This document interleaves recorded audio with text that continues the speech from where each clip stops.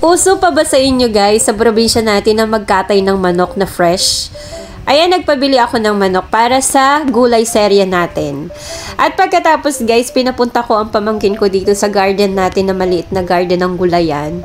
Ayan, dahil after 2 months, pwede nang kuhanin ang ating mga sili na pangsigang or panglagay sa tinola. Kaya naman, enjoy ang aking pamangkin na mag-harvest. O diba guys, after 2 months, imbes na bumili sila, o di meron na silang mapagkukuhanan. So ngayon, dahil magpapaluto ako ng tinola para sa kanila, ayan, so natutuwa ako na nag-harvest ng aking pamangkin sa kanilang mga tinanim.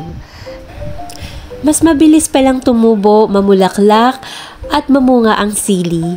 Kasi sabay-sabay sila nung pinatanim ko yung talong, kalabasa, okra, at saka kamatis.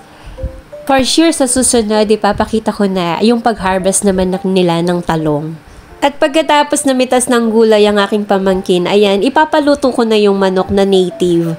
Reward niya ito guys dahil siya lang ang nag-aasikaso sa bahay namin at naglilinis, nag-maintain ng bahay. Tapos ayan, igigisa na ang ating tinola. So yun lang guys. Thank you for watching. Bye!